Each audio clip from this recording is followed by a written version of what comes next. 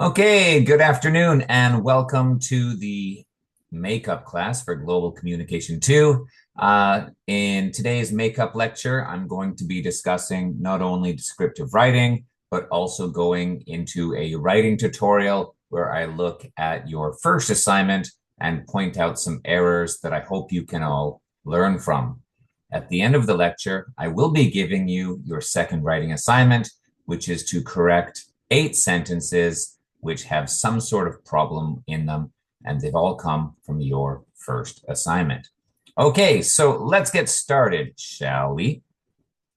Just going to go back to here. Just a moment, my computer is a little bit slow. It might take an extra moment or so for the PowerPoint to come up. All right, here we go. So in our last class, I talked a little bit about descriptive essays, and I'd like to go back to that for just a little bit, because I think that if there's one thing that a lot of students writing tends to leave out, it's detail. If you add in specific details in your writing, you can make it a lot more descriptive. And if you make it descriptive, then it's a lot easier for the reader to understand what you were seeing, what you were thinking, what you were feeling, tasting, touching, and give the reader that sense of the experience. Now, according to the textbook, if you want to write a descriptive essay, that means you want to describe a person, place, thing, or experience. Now, in the academic form, you might get a clearer mental picture of what it is you're talking about. Okay, now if I just quickly move on here. So I talked a little bit before about how you could add detail to your writing. Try to use lots of adverbs and adjectives. Yes, it's possible just to use nouns and verbs, but by using extra language, it's possible to give a much more detailed version of your writing. One of the most common errors that I find in students' writing, stylistically, is the over reliance on really simplified language. And that is, someone will say that something was nice or bad, it was happy or sad, something like that, which these words are so overused and they're so generic that they don't really contain any special meaning. There's nothing to distinguish your writing from someone else's writing. And good descriptive writing is something that can separate what you have done from somebody else's assignment or somebody else's reading or somebody else's writing. And I think that's very important to focus on. So let me just move on here. Ben's Diner. I did talk a little bit about Ben's Diner, I think, in the last class, but I want to actually focus on it here just for a moment. The red neon sign, the flashing knife and fork, it's brightly lit, it's spotlessly clean, gleaming tables, etc. These are all sight words. Sound, we hear the warm welcome, the soothing clatter of dishes, and other things. When the writer describes taste, they talk about a perfectly grilled burger that's crunchy on the outside, moist on the inside, sharp cheese, fresh ingredients, tangy purple olives. These all give a much greater detailed sense of what the taste of something was like. A rich smell, a spicy aroma. Um, in terms of the taste, the sense of touch, there's the comfortable seat, the red leather, the smooth marble counter, and the soft toasted bun. What I'd like to do now is go to the actual essay itself in the textbook. Hold on just a moment here.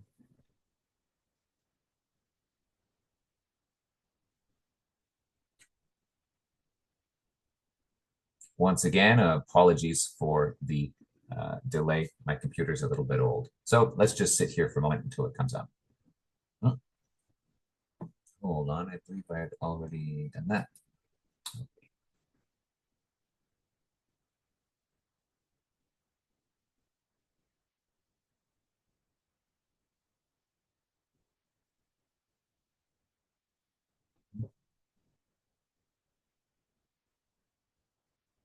Okay. So it says here, read the model descriptive essay and then follow the steps. Yeah, I think this is a very good essay in that it describes somebody's favorite restaurant in a lot of detail. And these details are very effective at conveying not only a sense of place, but a sense of experience. The person describes this restaurant, what you see, what you feel, what you taste, what you hear, and it really does evoke a very powerful picture. Let me just quickly read it through here. So this is called My Favorite Restaurant. One of my favorite restaurants is Ben's Diner on 4th Street because it's perfect for a casual, delicious meal. Ben's is a family business that has been serving the local community for over 60 years. Look for the red neon sign with its flashing knife and fork. When you see it, you know you can expect good food that was cooked with fresh, local ingredients. As soon as you step through the door at Ben's, you'll be glad you came. The restaurant is brightly lit and spotlessly clean, with gleaming tables and sparkling floors. You will get a warm welcome from one of the staff, who will take you to a comfortable seat. I like the soft red leather seats in the booths, or sometimes I sit at the smooth marble counter. The pleasant noise of conversation and the soothing clatter of dishes will surround you. If you're not already hungry, the rich smell of homemade chicken soup coming from the kitchen will get you ready to eat. Ben's menu has some old favorites and some unexpected surprises. The perfectly grilled burger is made of 100% prime beef. Served on a soft toasted bun, it's crunchy on the outside and moist and peppery inside. Add some sharp cheddar cheese for a satisfying treat. The garden salad, or not sorry, the Greek salad, sorry about that. The Greek salad is famous for its fresh ingredients: bright green lettuce leaves, deep red tomatoes, and tangy purple olives. Or how about chicken fajitas, served beside your table in a sizzling skillet with a spicy aroma I can't resist? So, whether you're looking for somewhere new to get some great food or just passing through, I suggest that you head over to Ben's. You'll feel right at home and enjoy some good cooking too. Okay, now I think this is a very good essay. A very good essay, and that it really does give us a combination of sensory language in order to help us imagine what it's like to walk into this restaurant, sit down, order food, what we would see, what we would smell, what we would taste. Remember, effective imagery often combines more than one sense. When you walk into a place, you can smell something, you can hear something, you can feel something, you can taste something. And a lot of these senses are, there's a lot of overlap, you know. Someone once said that we eat with our eyes, meaning we tend to be attracted to something that we want to eat something that looks attractive. We taste with our nose. You're thinking of the sense of taste, but actually our sense of taste is very strongly correlated with our sense of smell. And if you've ever had a bad head cold and you've noticed that food just doesn't taste the same when you can't smell because of your stuffed up nose, you'll realize that your sense of taste and your sense of smell are very closely connected. We touch with our tongue. If you go back to the essay on Ben's restaurant, you'll notice the person talks about how it's moist. Was it the cheddar? Oh, sorry, the burger is moist on the inside but soft and crunchy on the outside. The person's tongue is actually going over the food, and that is where the person draws inspiration from in order to talk about what something tastes like. We eat with our eyes, we taste with our nose, and we can touch with our tongue. Remember, if you want to describe something and use sensory language, you're often going to combine two or more senses. Okay, I'd like to do one more reading. This is from a book called Two and a High Chair for Smoking. This is about a person that spent a number of years working in a family restaurant in the 1990s. And there's one part in the book where the writer, who is the host in the restaurant, they think back to when they were in middle school. I think the weather outside reminds them of being in middle school for some reason.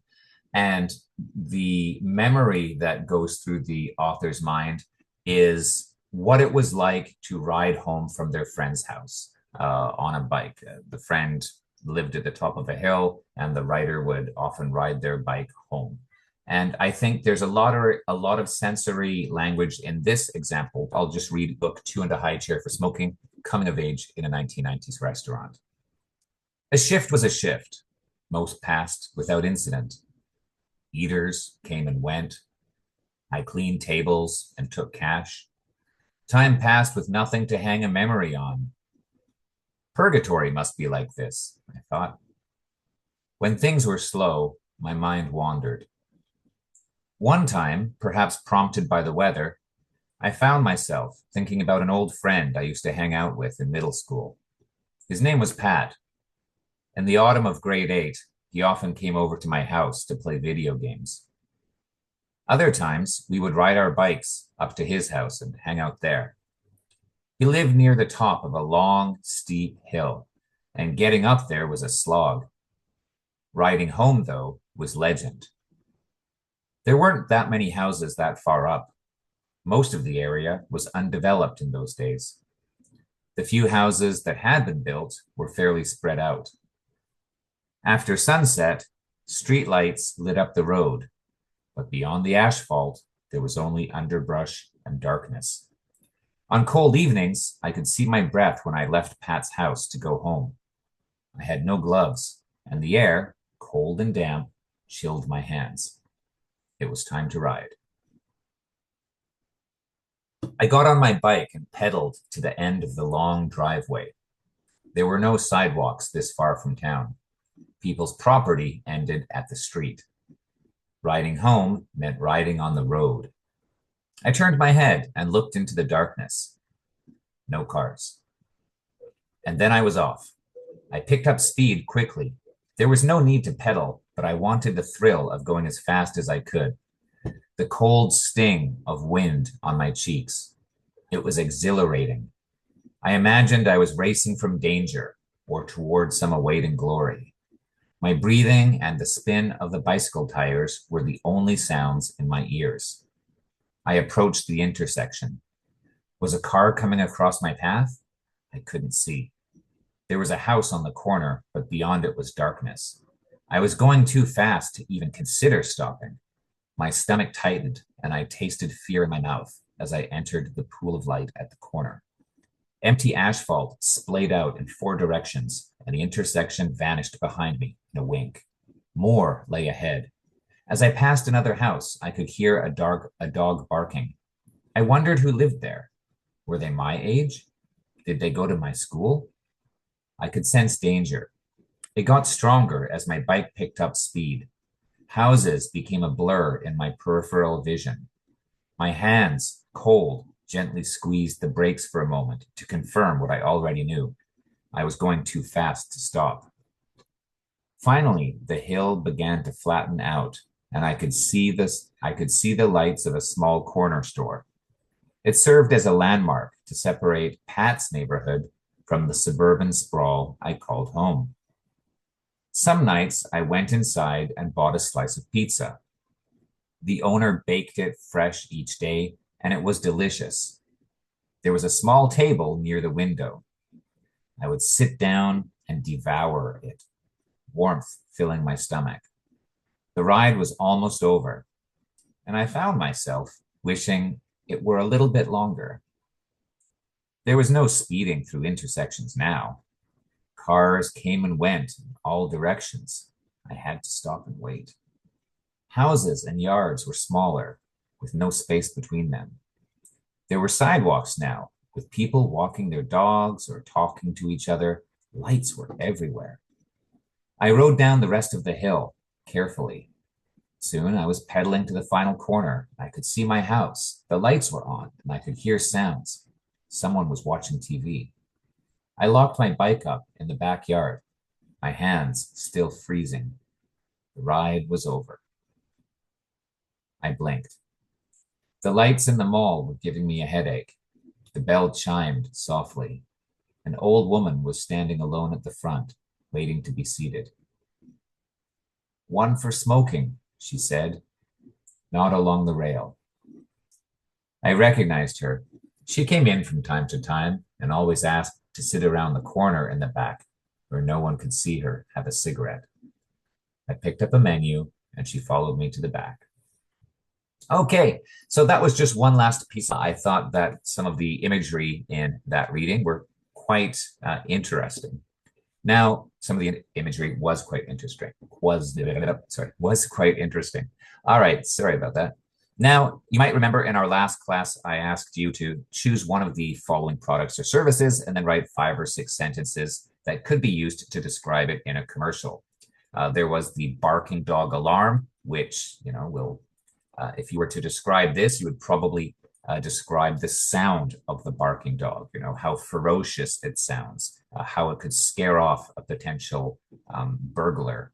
And I think any sort of advertisement that wanted to describe the barking dog alarm would have to tell me not only how ferocious and scary the sound of the barking dog was, but maybe the great feeling of security that a customer could have by sleeping peacefully, knowing that they were protected by this alarm system.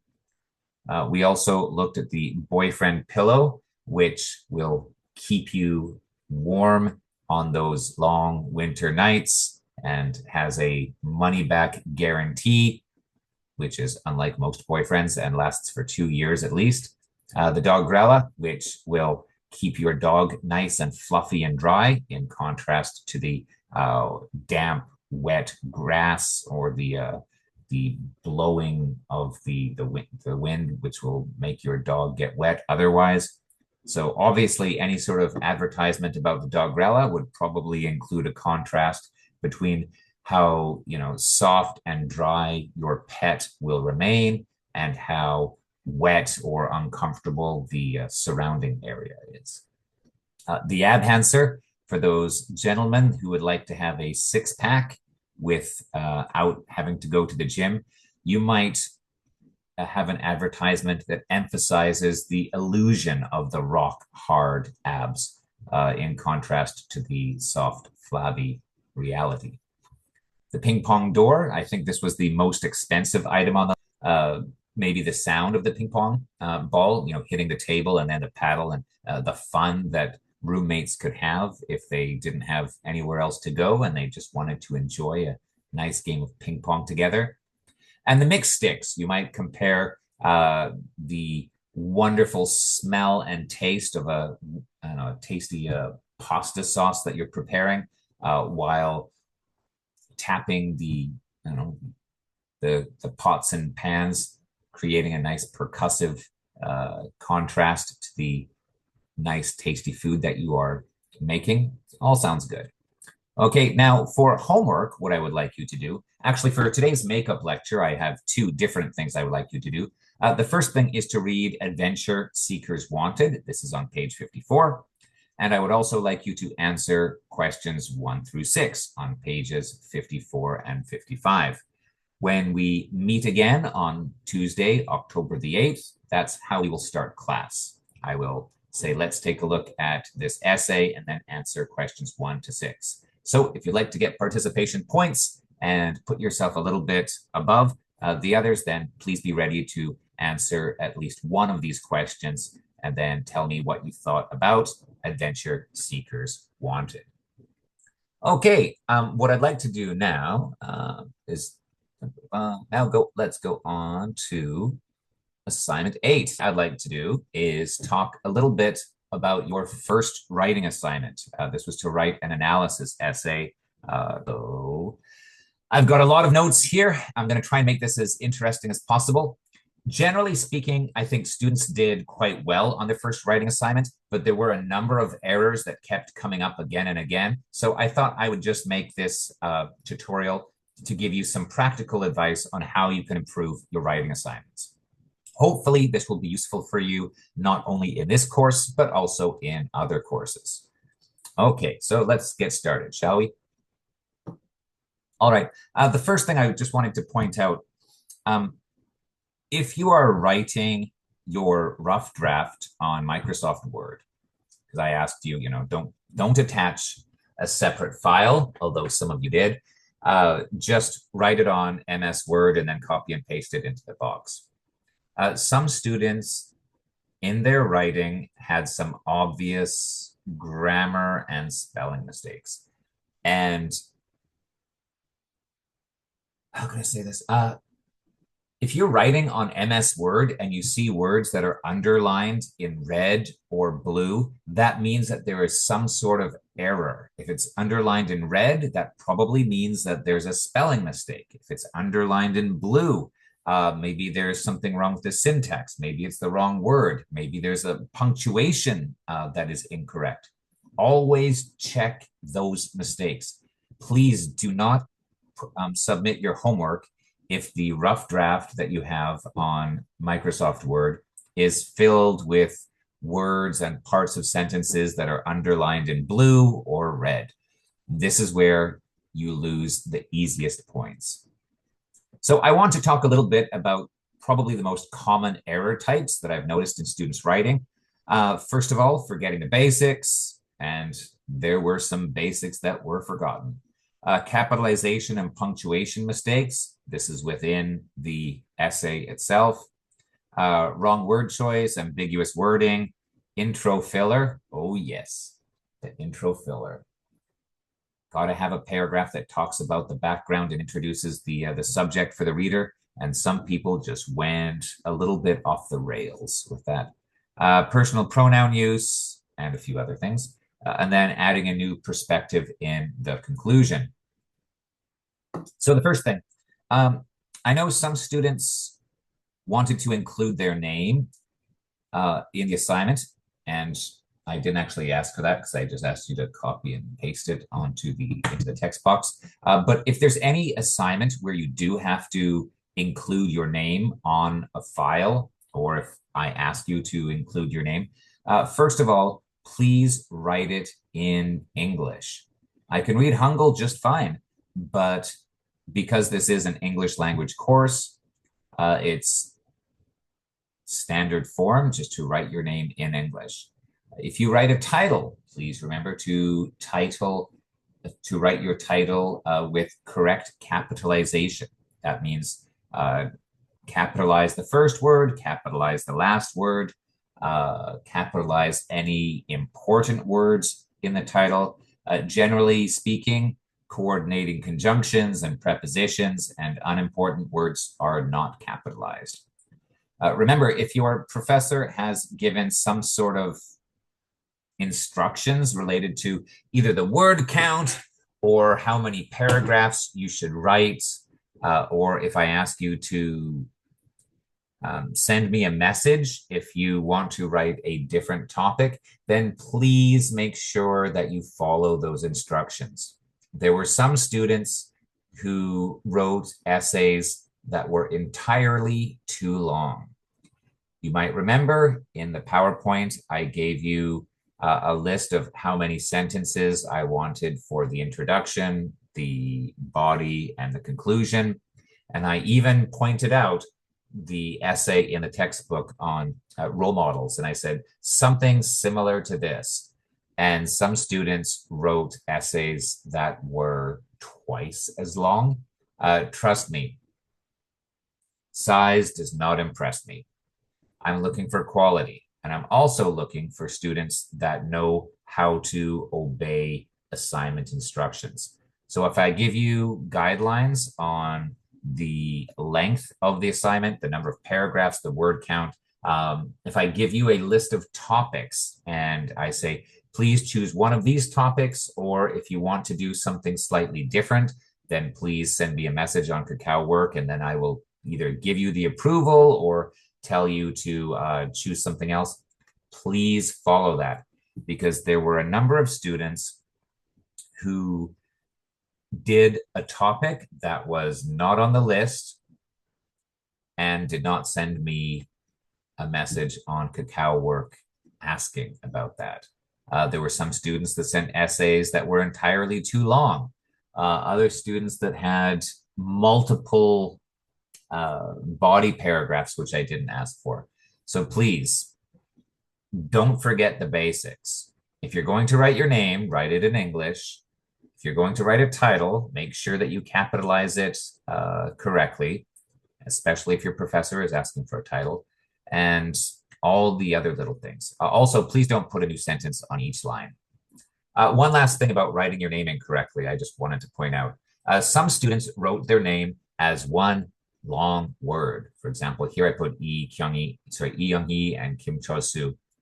I know that in Hangul, when you write somebody's name, the family name and the given name are written usually in a 3-syllable block. For example, Lee Young-hee or Kim Cho-soo, there's no space between the Kim and the Chol or the Chol and the Soo. However, in English, you need to have some sort of convention.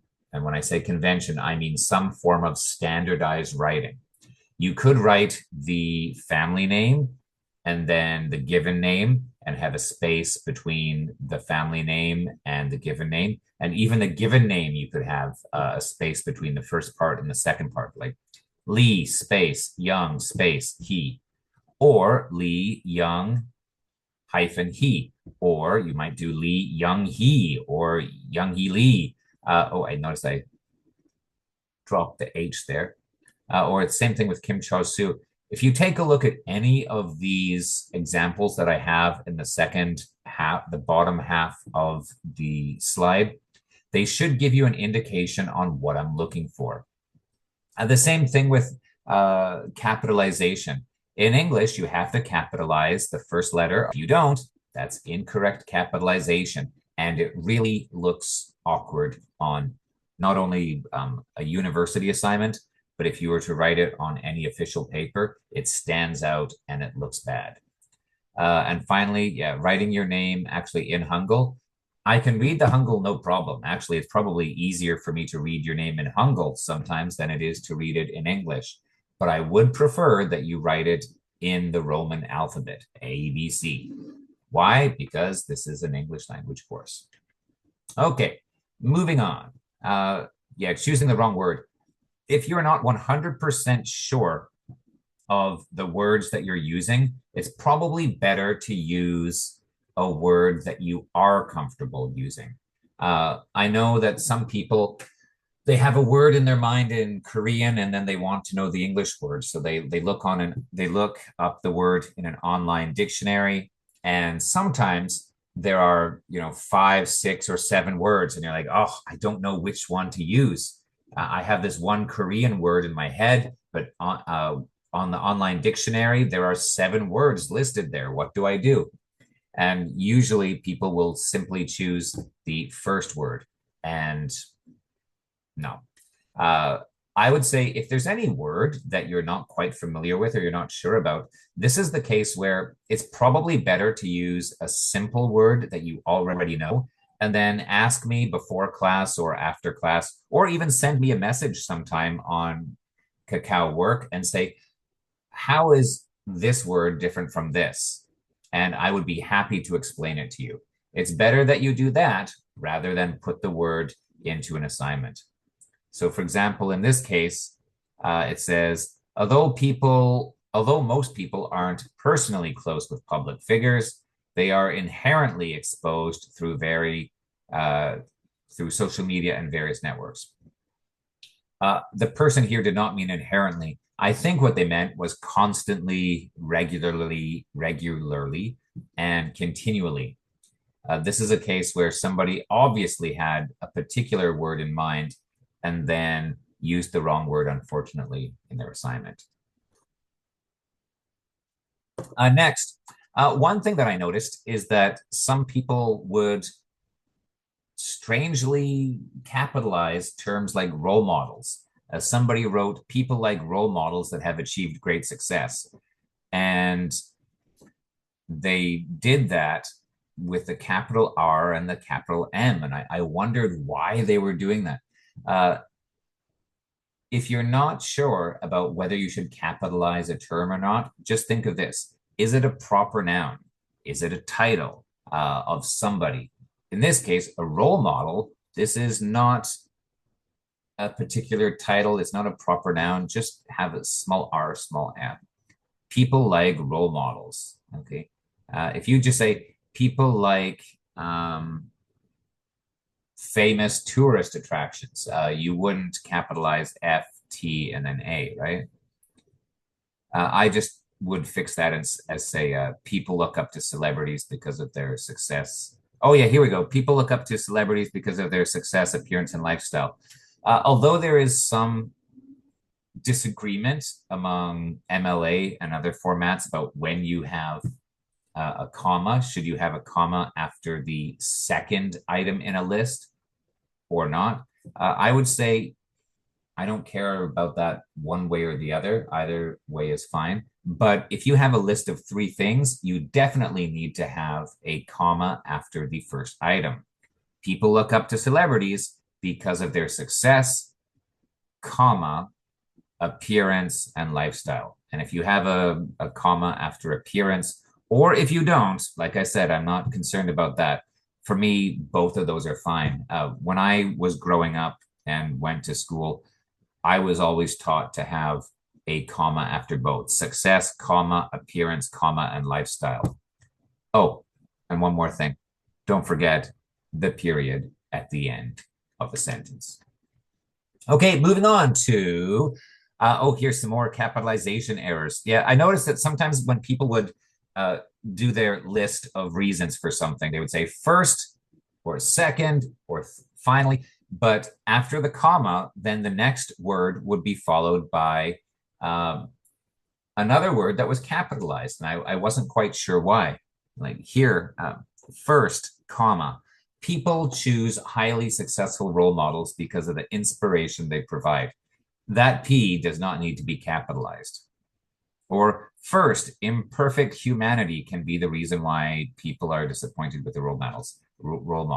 I don't know why the person capitalized I or H. Or for the last reason, change and growth. Yeah, capital C and G. If it's not the first letter of the sentence and it's not a proper noun, you don't need to capitalize it, okay? Or if it's a personal pronoun like I, you need to capitalize it. But be very careful about this. This, I think, sometimes comes from people that look at words in the title, and if the words are capitalized in a title, then they think they also have to capitalize them in the regular text, and that's not true. These are things that really stand out in writing. So please be very careful about incorrectly capitalizing in an essay. Oh, by the way, if you are one of the students who made one of the mistakes either in this slide or another slide that I talk about in this lecture, please don't take offense. Please don't be upset. Your mistakes were not the only ones that I found in the first assignment in our class. These were just what I thought were the most likely to be useful for students to see in this lecture. So yeah, please, not making fun of you. I'm not trying to point out the errors of a particular person, and I'm definitely not going to identify which students made which mistakes. But if you do see one of your own sentences here, please don't be offended. This is actually just for educational purposes. And if somebody can learn when they should and when they shouldn't capitalize a word from looking at your mistake, then I think that it's definitely worth it. Okay, moving on. Oh yeah, one of the most common things that I found in students writing, especially in this first assignment, was when a student is thinking, okay, I need to have an introduction that is long enough for the teacher to think that it's good enough. And sometimes people just ramble on for several sentences and they don't say anything important. but they think that, oh, well, it's good enough. The problem is if an introduction doesn't actually say anything important and it just rambles on, it's actually a negative because the reader gets bored and it shows from the very beginning that you're not quite sure what you want to talk about. Take a look here. What is your role model? What is your role model that you choose and respect? As the times change, there are many successful people in our world that many people admire, and many people have various role models for many different reasons. From this point of view, some people may think that the criteria and features for determining role models will all be different. This opinion can't be denied easily, but I think the introduction went on for like several more sentences. I think this could actually be very concisely summarized in just a couple of sentences. Who is your role model? People have role models for different reasons. Among these reasons, A, B, and C are primarily significant. And that's it. And then just go into your body. And then have your three reasons laid out in the body of your essay. Then do your short conclusion, and that'll be it. Here's another example of an overly wordy introduction. Oh boy. People frequently select role models who are more successful than they will likely ever be, as these figures motivate them to strive for greater heights. By selecting role models who have achieved extraordinary success, they would surpass their conventional perceptions. However, role models offer tangible evidence of success, rendering it nearly impossible to replicate even a path that is vastly different. The majority of individuals are drawn to these high-achieving individuals because they embody the qualities and success that they aspire to in their own lives, and fear may become increasingly unattainable. This space, which extends from the role model of success to the actual floor, will serve as a source of motivation, motivating an individual to aspire for personal growth and self-development. I think that the first three sentences of this introduction are fine. If this writer had stopped after the first three sentences, people frequently select role models who are more successful than they will ever be, as they motivate them to strive for greater heights. By selecting role models who have achieved extraordinary success, they would be able to establish high goals for themselves, which would motivate them to surpass their conventional perceptions. Actually, those two sentences by themselves with maybe like a lead-in to the thesis statement would be enough. Professors are very well attuned to the idea that sometimes students just want to fill space. And so they'll take like a 2 or 3 sentence paragraph and they will expand on it into 10 sentences just so they can get the word count or the paragraph number that they need in order to do the essay.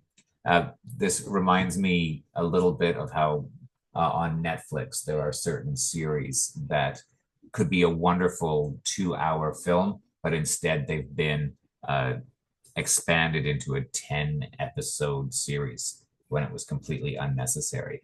Remember, length is not the most important thing. In this case, I'm looking for quality. So if you can have a wonderful introduction that's just 3 sentences long, you're not going to impress anybody by making it 10 sentences. If anything, you will bore the reader, and then they will not want to read the rest of your essay.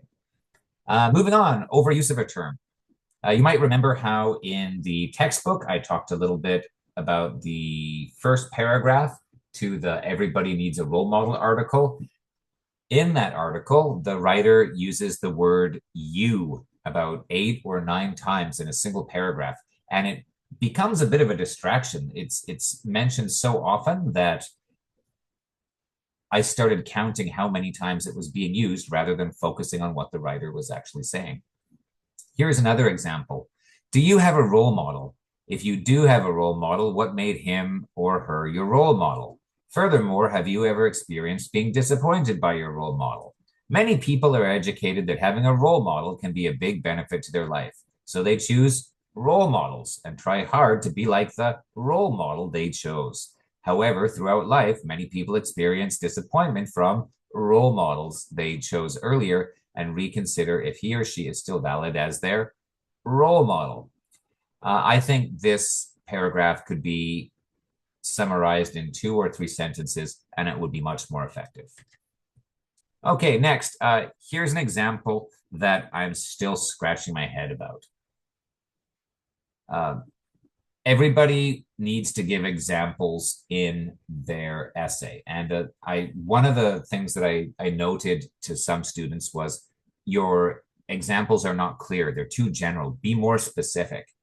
Here's an example of something that was quite specific, but I couldn't quite understand how this related to role models. First, people may expect too much from their role models. These high expectations can create the illusion that role models are perfect. As a result, even small actions can lead to disappointment. We often see celebrities facing criticism for minor actions. A Korean celebrity once faced controversy for eating 3 chicken drumsticks. In fact, this wasn't true. Also, if this had happened to an ordinary person, others wouldn't have been as disappointed. This needs some kind of context. First of all, I just want to ask, are people who looked up to this Korean celebrity as a role model, were they disappointed that this person ate chicken drumsticks, or was this just random criticism on the internet? If it's just random criticism on the internet, it might not actually be people being disappointed with a role model. It might just be anonymous jerks criticizing celebrities online, which is different. And the Korean celebrity once faced controversy for eating 3 chicken drumsticks. Is this because was the celebrity being greedy? Were they supposed to be on a diet? Were there other people at the table that wanted to eat the drumsticks, and this Korean celebrity? This is something where if someone is really not familiar with the situation, this example can be quite confusing. I'm not sure how this celebrity eating 3 chicken drumsticks disappointed people that looked up to them. Was this person, if this person was a vegetarian and people looked up to this celebrity as a vegetarian, and this person was secretly eating a lot of chicken, I can see, okay, that's hypocritical behavior, and I can understand how that would be considered a betrayal of values. But as it stands here, I don't see how this is actually related to people who choose a celebrity as a role model being disappointed in them. Remember, just someone simply receiving online criticism does not necessarily mean that people that looked up to that person as a role model were disappointed. Maybe it was just random jerks criticizing a Korean celebrity online. Okay, next, I'd like to talk a little bit about the difference between public speaking and academic essays. If you have to write a script for a public speech, there are certain forms that are commonly used. I'd like to ask you if, let's look at this for a moment, shall we? Today, I'd like to talk about all this sort of language where you reference yourself and you seem to be talking to somebody. This is something which is often done in a public speaking script, but it's not something that is appropriate for an academic essay.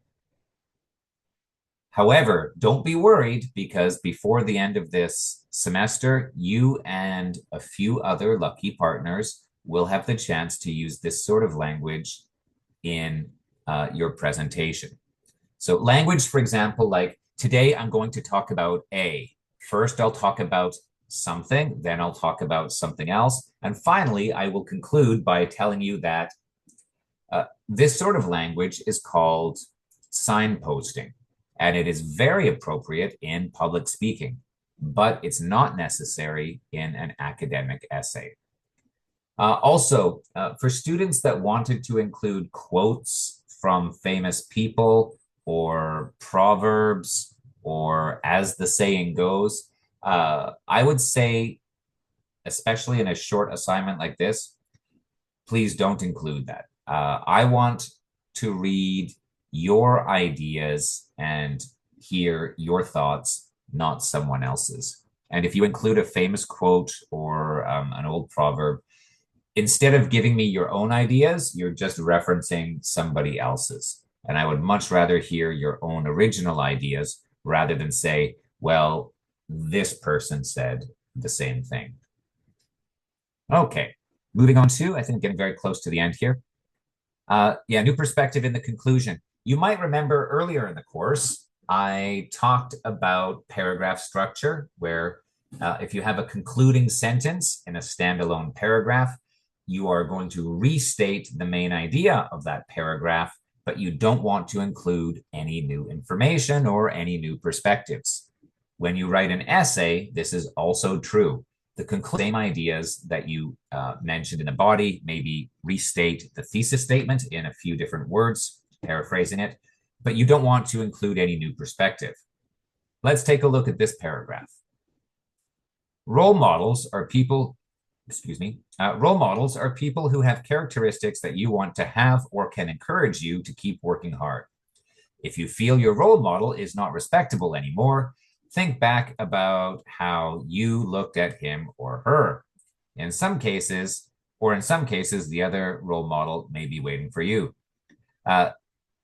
Now, this is actually a very, very different perspective. In this case, not you looking for characteristics in a role model, but how you might have the characteristics that somebody else might want to see for you to be their role model. I think this is significantly different and should not be included in an essay that is about finding characteristics in somebody that you respect and how you will choose them as a role model. Try to keep your perspective consistent. If you're talking about finding characteristics in role models in your introduction, then maintain that in your conclusion. Okay, and now it is time for your second assignment. This is, I think, a fairly interesting assignment, by the way. I'm not going to ask you to write an essay. My original idea was to have you do some descriptive writing, but I think I'll leave that for the midterm exam. What I'd like you to do is take a look at 8 sentences that I have taken from students' writing, and I want you to rewrite each of these sentences so that there is greater clarity. The meaning of each sentence is very clear, and you've also fixed some kind of mistake or mistakes that the writer had made. But you want to keep the writer's intention in mind. Let's take a look at this. So, by the way, this is going to be due on Cyber Campus assignments by 11:59 p.m. on October the 6th. That's Sunday night. Okay, so yeah, these 8 sentences, some of them have missing words, or they've used the wrong word, or there's the wrong word form. Maybe there's an awkward phrase, incorrect or missing preposition, redundancy, repetition, missing punctuation. It could be overly long, or even something else. Let's take a look at these 8 sentences. When you rewrite these 8 sentences, please just copy and paste them into the box on Cyber Campus assignments. Please do not attach a file. A few students attached a file, Hangul Word or MS Word, for assignment number 1. I'm going to give a warning. If you attach a file to assignment 2, you will get a 0.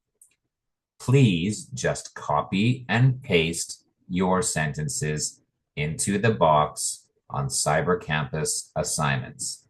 Please do not attach a file. No title is necessary. No name is necessary. No word count is necessary. Just rewrite the 8 sentences that I'm about to show you. Okay. That should hopefully be a good way of figuring out who's listening to the lecture and who's not. So sentences 1 to 4. The first sentence here, for example, when people figure out that their role model has a criminal record, it will make the people feel disappointed.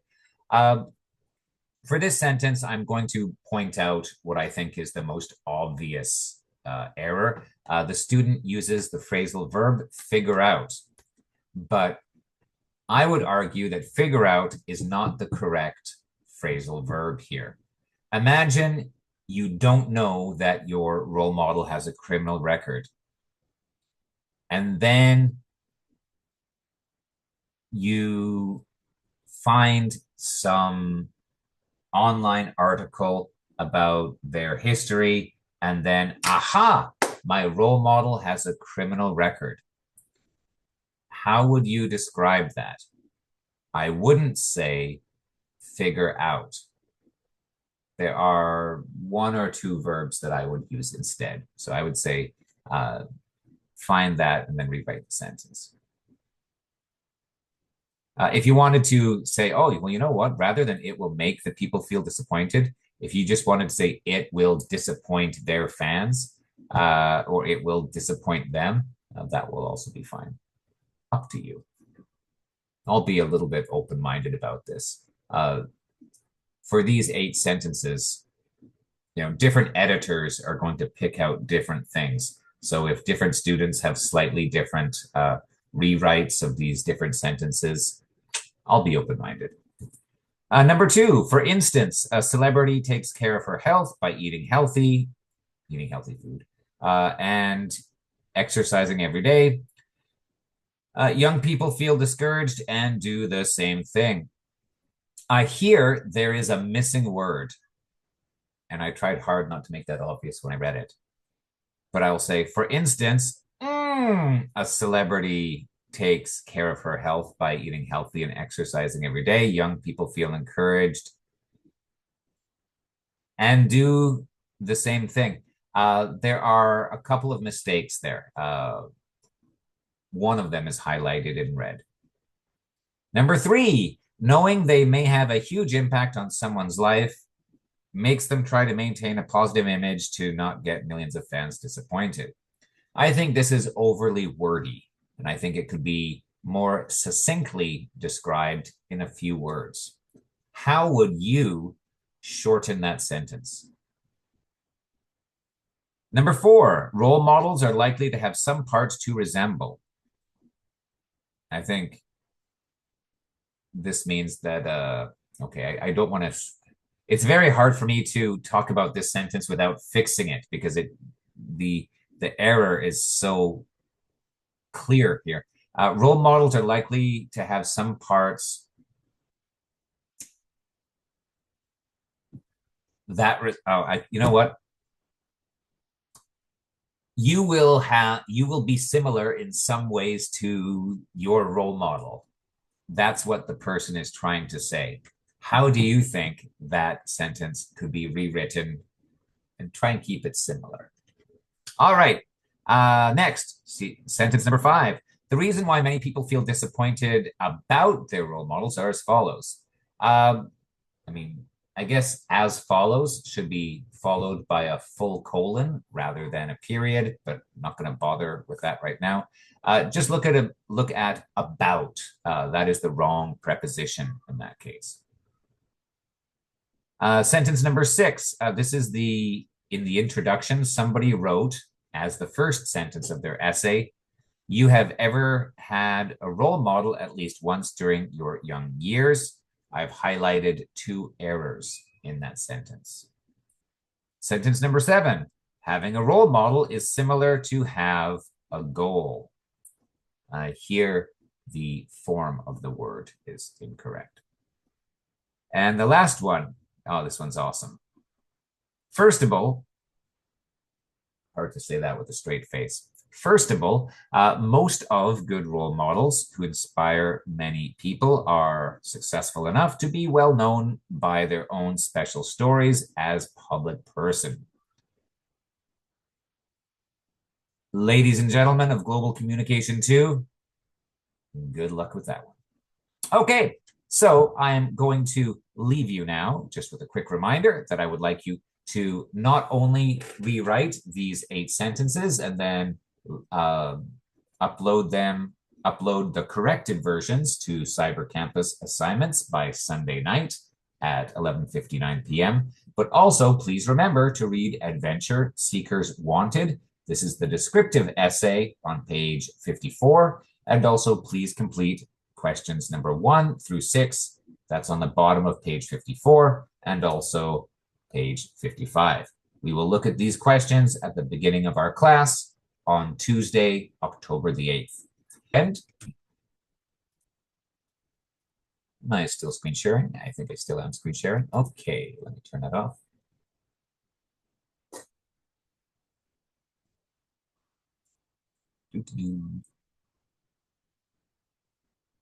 Yeah, once again, I apologize for my computer being a little bit slow. I'll pass around a hat at the end, get some collections, possibly get a new computer then by the end of the term. All right, so thank you very much for watching this lecture. I hope you've enjoyed it. I'll see you all on October the 8th, which is a week from today. I hope you enjoy your days off on Tuesday and Thursday. Please make the most of them, and I will see everybody next week. Take care, and I'll see you then. Bye-bye.